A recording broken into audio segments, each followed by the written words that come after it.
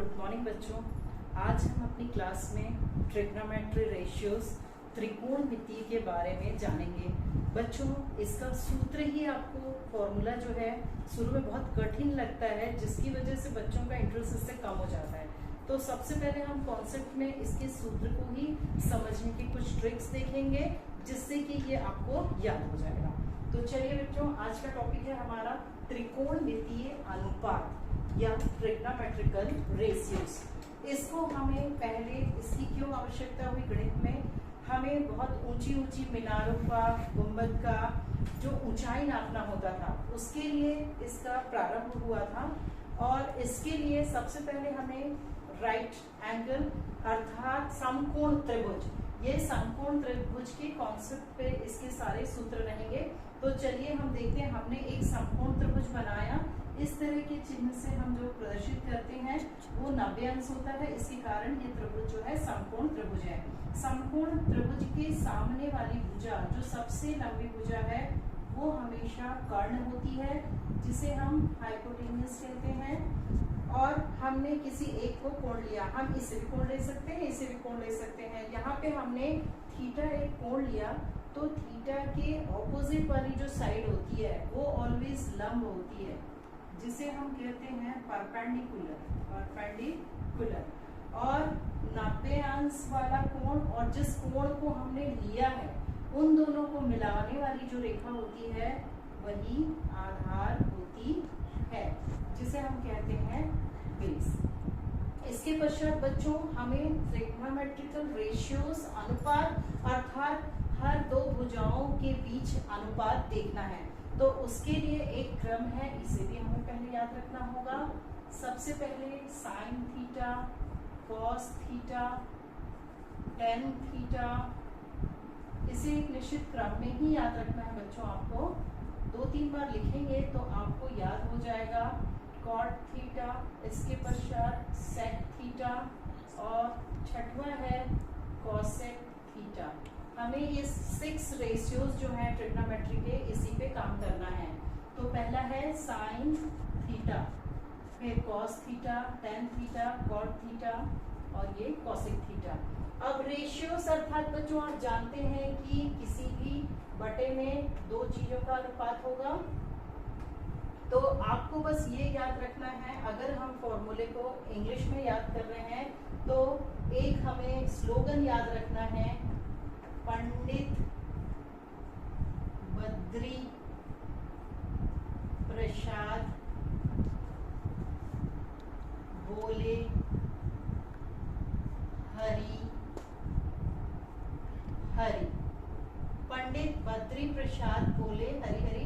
बहुत ही सरल है बच्चों, आप जल्दी से याद कर सकते हो। इसका प्रारंभ हुआ बी से, बद्री बी से, प्रसाद बी से, बोले बी से, हरि एच से और ये भी एस से। देखिए बच्चों, अब आप इसे एक सीक्वेंस में 6 रेशियोज को लिख लोगे, उसके बाद सूत्र आपके लिए कितना आसान हो जाएगा। हम सबके न्यूमरेटर अर्थात अंश में इस स्लोगन का पहला जो लेटर है उसको लिखेंगे, पंडित बद्री प्रसाद बोले हरि हरि। ठीक है, इसके बाद हम उल्टा चलेंगे, रिवर्स डिनोमिनेटर में, पंडित बद्री प्रसाद बोले हरि हरि। तो चलिए देखते हैं, सूत्र बना हमारा साइन थीटा, पी से हम रिप्रेजेंट कर रहे हैं परपेंडिकुलर अर्थात लंब को, बी से कर रहे हैं बेस आधार, एच से हाइपोटेन्यूस अर्थात कर्ण। तो हमारा सूत्र प्राप्त हुआ साइन थीटा बराबर परपेंडिकुलर बाई हाइपोटेन्यूस अर्थात लंब बटे हाइपोटेन्यूस। हम किसे कहते हैं बच्चों? कर्ण को। इसके पश्चात ये हुआ बेस यानी क्या होता है बच्चों? आधार बटे कर्ण।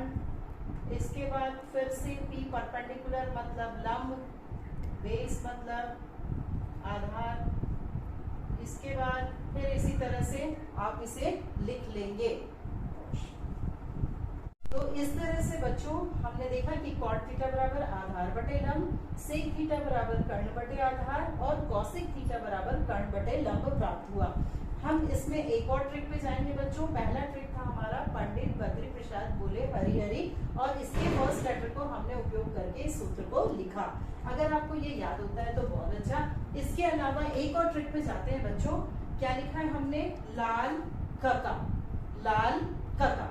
अब इसके बाद सबसे पहले हमारा ये सीक्वेंस हमें याद रखना है, तो हम उसी सीक्वेंस को लिख रहे हैं। Sine theta, cos theta, tan theta, और बच्चों टेन थीटा के बाद क्या लिखते हैं? यहाँ ऐसे जाएंगे और यहाँ इधर से जाएंगे, ठीक है। टेन थीटा, तो ये हुआ बच्चों हमारा कॉट थीटा, और इस तरह से ये हुआ सेक थीटा, और ये हुआ कॉसेक थीटा। बच्चों देखिए इसके माध्यम से भी आप बहुत आसानी से सीख सकते हैं। तो साइन थीटा यहाँ लिखा है, साइन थीटा के नीचे क्या लेटर लिखा है बच्चों? साइन थीटा के पास लिखा है L बटे के। क्या लिखा है? L बटे के। अब थोड़ा सा हम बात करेंगे। L से है हमारा लंब और K से है हमारा कर्ण, ठीक है। इस तरह से cos थीटा बराबर क्या हो जाएगा बच्चों? A बटे के। A का मतलब है आधार और K का मतलब है कर्ण, तो cos थीटा बराबर है आधार बटे कर्ण। आप इस तरह से भी याद कर सकते हैं। इसी प्रकार नेक्स्ट है टेन थीटा, L बटे A। L से क्या होता है हमारा? लंब, A से होता है आधार, तो टेन थीटा बराबर लंब बटे आधार। अब बारी आती है कि कॉट थीटा को कैसे करेंगे। यहाँ का तो हमने इस तरह से ले लिया, तो बच्चों चूंकि ये नीचे लिखा है तो आपको याद रखना है इसमें नीचे से ऊपर पढ़ना है। तो इस तरह से क्या होगा? कॉट थीटा बराबर A बटे L, सेक थीटा बराबर K बटे A, और कॉसेक थीटा बराबर K बटे L। नीचे वाले का नीचे से ऊपर पढ़ेंगे। तो इस तरह से हमने दो ट्रिक देखा बच्चों। आप इसकी 5 बार लिख के प्रैक्टिस करेंगे, आपको डेफिनेटली सूत्र याद हो जाएगा। इसके अलावा इसमें और भी संबंध है, जरा हम देखेंगे कि ये इसका ऑपोजिट होता है, इन दोनों का रिलेशन है। ये इसका ऑपोजिट होता है अर्थात व्युत्क्रम, और ये इसका व्युत्क्रम होता है। अब व्युत्क्रम का अर्थ क्या हुआ? आपने पहले भी पढ़ा है।